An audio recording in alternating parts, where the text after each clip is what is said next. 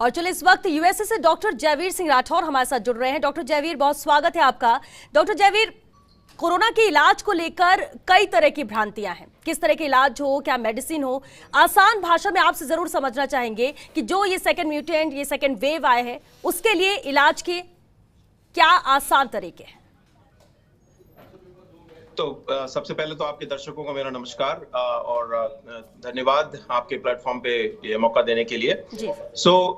कई भ्रांतियां चल रही हैं और जैसे कि आप जानते हैं कि कई दवाइयों का नाम फ्लोट हो रहे हैं, पता नहीं कौन सी दवाई कितनी इफेक्टिव है, कई दवाइयों को लेकर हाहाकार मचा हुआ है और ब्लैक मार्केटिंग भी हो रही है। तो सबको ये समझने की जरूरत है कि जो कोरोना की जो बीमारी है वो 2 फेजेस के अंदर आप समझ सकते हैं। तो पहला जो फेज है करीबन 1 हफ्ते का, जिसमें कि वायरल रिप्लिकेशन स्टेज कहते हैं हम उसे। तो उसके अंदर वायरस के नंबर को कम करने के लिए और रोकने के लिए जो दवाइयां हैं उनके ऊपर बहुत ज्यादा ट्रायल नहीं है। सिर्फ एक ट्रायल है जिसके अंदर मोनोक्लोनल एंटीबॉडीज जिसे हम कहते हैं बैमलिनिविमैब, जो कि रीजेनरॉन नाम से यूएस में मिलती है, उसने कुछ स्टडीज के अंदर इफेक्टिवनेस पाया गया है। लेकिन बाकी जितनी भी दवाइयां हैं, रेमडेसिविर हो गई, दूसरी हो गई, उनकी जो कोई स्टडी नहीं है अर्ली स्टेज के अंदर। तो इस वजह से काफी भ्रांतियां फैली हुई हैं और जितनी भी ट्रायल्स आ रही हैं वो हॉस्पिटल में जो एडमिट होते हैं पेशेंट्स, उनको लेकर जो स्टडीज आई हुई हैं। घर बैठे सेल्फ क्वारंटीन करने वाले पेशेंट्स के ऊपर कोई भी बहुत बड़ी ट्रायल्स नहीं है, इसलिए जो डेटा है बहुत लिमिटेड है उस स्टेज के लिए। तो हर कोई अपने अपने तरीके से उसका इलाज कर रहा है, जिससे कि काफी भ्रांतियां फैली हुई हैं और परेशानी बढ़ रही है। जो सेकेंड स्टेज है, जिसके अंदर की जो बॉडी के अंदर इम्यून रिस्पांस होता है या साइटोकाइन स्टॉर्म होता है या फिर जो acute respiratory distress syndrome arts कहते हैं, वो स्टेज है जिसके अंदर की पेशेंट ज्यादा बीमार हो जाते हैं, उन्हें ऑक्सीजन की जरूरत पड़ती है या फिर वो इंट्यूबेशन की भी जरूरत पड़ सकती है, मैकेनिकल वेंटिलेशन की।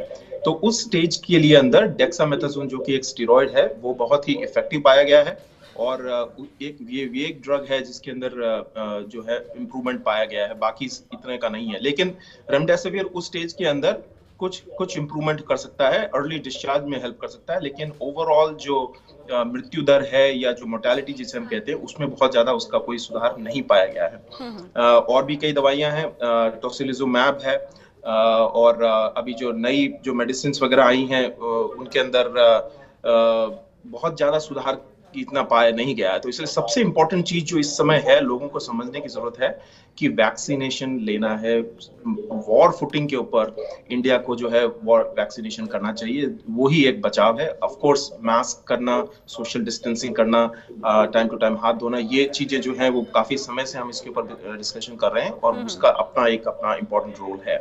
तो ये जो ओवरऑल जो भ्रांतियां दूर करने के लिए जो मैं अपनी मैसेज आपको देना चाहूंगा, आपके दर्शकों को देना चाहूंगा। और फिर कई ये जो कॉमन सवाल आते हैं एंटीबॉडीज को लेके, कि कई लोगों के अंदर भ्रांतियां हैं कि इम्यूनाइजेशन होने के बावजूद भी इन्फेक्शन हो रहे हैं, तो क्या इम्यूनाइजेशन इतना इफेक्टिव है? तो मैं आपके दर्शकों को ये बताना चाहूंगा कि री इन्फेक्शन की जो रेट्स है काफी कम है आफ्टर वैक्सीनेशन, और मृत्यु दर या सीवियर डिजीज होने के चांस बहुत बहुत कम है। तो इसलिए मेरी सबसे आपसे हाथ जोड़ के ये विनती है कि आप वैक्सीन लीजिए और घबराइए नहीं इसको लेकर। बिल्कुल, लेकिन अभी जिक्र आपने भी किया रेमडेसिविर का और कहा जाता है कि स्टार्टिंग 7 डेज में ये इफेक्टिव है, लेकिन अगर इंडिया की बात करें और आप देख ही रहे होंगे किस तरह की स्थिति यहाँ पर बनी है, क्राइसिस हो चुका है, इंजेक्शन ब्लैक में ये मिल रहे हैं और ऑक्सीजन की भी यहाँ पर बहुत ज्यादा शॉर्टेज नजर आ रही है और इस वजह से भी डेथ हो रही है।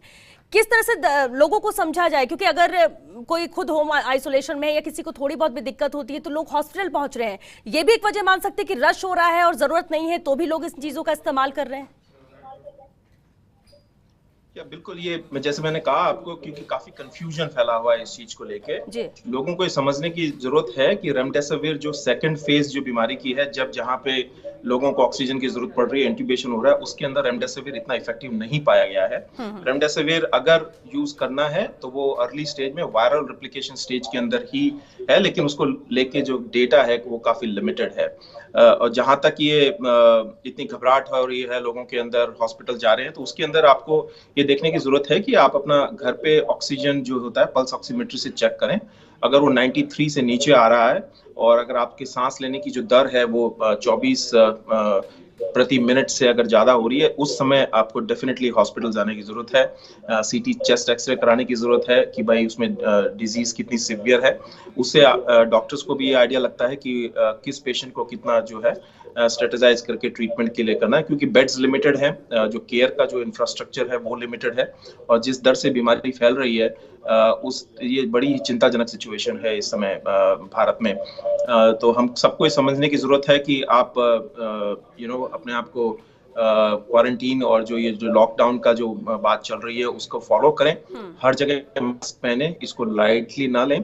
और मेरा तो यहाँ तक सोच रहा हूँ कि शायद सरकार को इंसेंटिव्स देने चाहिए वैक्सीनेशन के लिए, या हो सके अगर बहुत ही सिचुएशन बिगड़ रही हो तो मैंडेटरी वैक्सीनेशन का भी विचार करना चाहिए। बिल्कुल। और डॉक्टर जयवीर, किसी को माइनर सिम्टम है और टेस्ट में पॉजिटिव आ चुका है लेकिन होम आइसोलेशन में है, आप क्या सजेस्ट करना चाहेंगे उनके लिए मेडिसिन की, उन्हें क्या करना चाहिए?